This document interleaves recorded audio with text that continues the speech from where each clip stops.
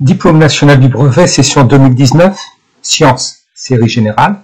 Nous allons corriger la partie physique. La durée de la physique-chimie est préconisée à 30 minutes. Elle est notée sur 25 points. On note bien que toute réponse, même incomplète, montrant la démarche de recherche du candidat, sera prise en compte dans la notation. Saut en parachute. Un parachutiste saute habituellement depuis un avion en plein vol à une altitude d'environ 3 à 4 km. Pour battre un record de vitesse, l'Autrichien Felix Baumgartner a réalisé en 2012 un saut hors du commun depuis un ballon-sonde à 39 km d'altitude. Est schématisé à gauche, et le saut de Felix Baumgartner depuis le ballon-sonde est schématisé à droite. Le document 1 nous donne l'évolution de la vitesse de Felix Baumgartner par rapport au sol terrestre en fonction du temps avant l'ouverture du parachute. Les valeurs de la vitesse en ordonnée sont volontairement absentes. Le document 2 nous indique les positions successives de Felix Baumgartner au début de sa chute, avant l'ouverture du parachute.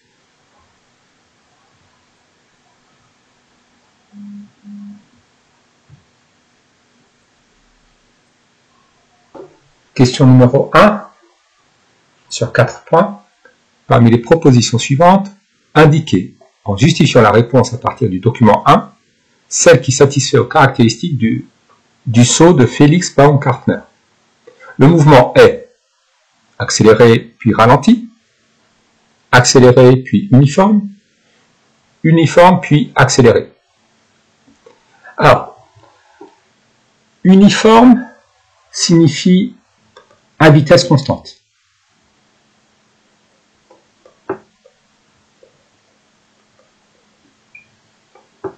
Accéléré signifie que la vitesse augmente et ralenti signifie que la vitesse diminue.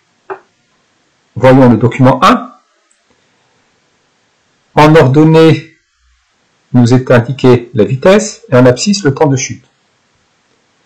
La courbe représentant la vitesse en fonction du temps de chute est tout d'abord strictement croissante, puis strictement décroissante. Dans sa partie strictement croissante, cela signifie que la vitesse augmente tout au long de la chute. Le mouvement est donc accéléré dans un premier temps. Dans sa partie décroissante, cela signifie que la vitesse diminue tout au long de la chute. Le mouvement est donc ralenti. Le mouvement est accéléré jusqu'à 50 secondes, puis ralenti à partir de 50 secondes. Donc la réponse correcte est accéléré puis ralenti.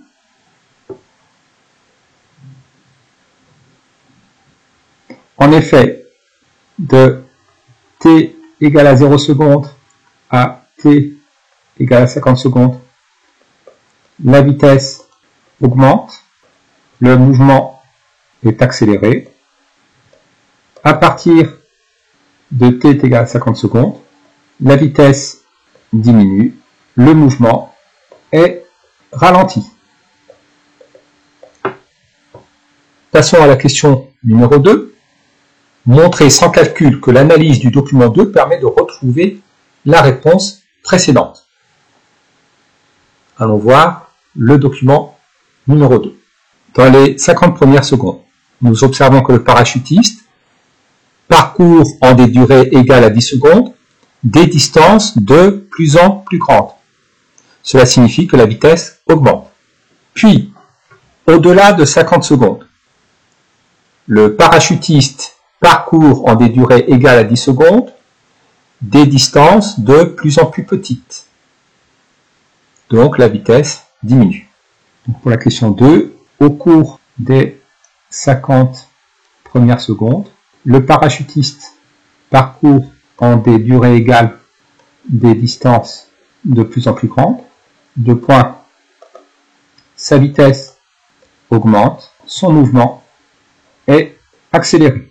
Au-delà de 50 secondes, le parachutiste parcourt en des durées égales à 10 secondes des distances de plus en plus petites, virgule, sa vitesse diminue, son mouvement est ralenti. Le parachutiste est soumis à deux actions mécaniques, l'action de la Terre modélisée par le poids, appelée aussi force de pesanteur, et les frottements de l'air. Question numéro 3. Indiquez pour chacune de ces actions s'il s'agit d'une action de contact ou une action à distance.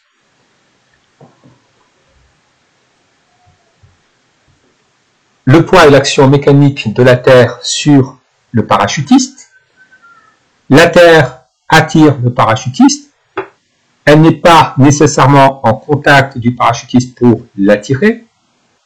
Le poids est donc une action à distance. La Terre exerce une action à distance sur le parachutiste. Les forces de frottement de l'air sont une action de contact, car pour que l'air puisse exercer des frottements sur le parachutiste, il faut que l'air soit en contact avec le parachutiste. Question numéro 4. En exploitant les documents 1 et 2, expliquez à l'aide de calculs si la vitesse maximale atteinte par Felix Baumgartner est proche de 250 mètres par seconde, 370 mètres par seconde ou 470 mètres par seconde. Commençons par analyser le document 1. La vitesse maximale du parachutiste est atteinte à une date t égale à 50 secondes environ. D'après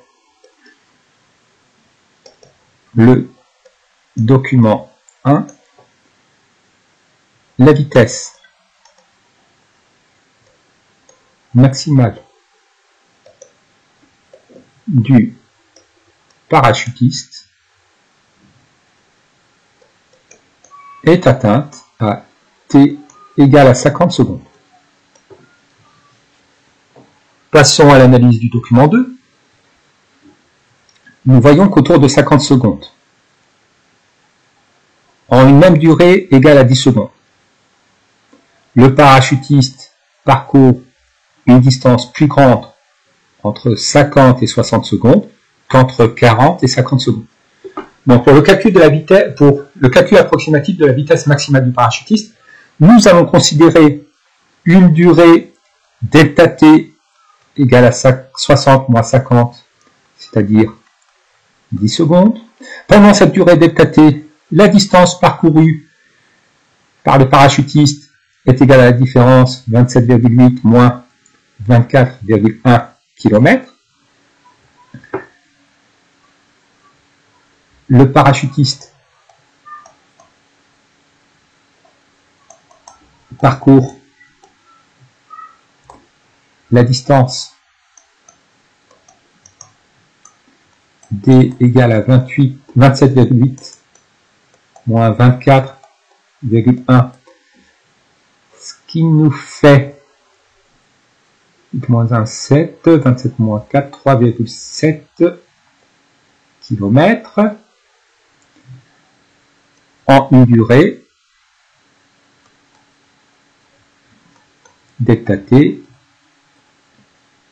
égale à 10 secondes. Sa vitesse au cours de ce déplacement est donc égale à vitesse maximale égale à distance sur delta t. La distance, nous allons l'exprimer en mètres. 3,7 km, c'est 3,7 fois 10 puissance 3 mètres ou 3700 mètres, puisqu'un kilomètre fait 1000 mètres. La durée est égale à 10 secondes. Nous obtenons une vitesse maximale égale à 3,7 fois 10 puissance 2 mètres par seconde ou 370 mètres par seconde. Ainsi, la vitesse maximale atteinte par le parachutiste est proche de 370 mètres par seconde. Voilà donc pour la partie physique du brevet 2019.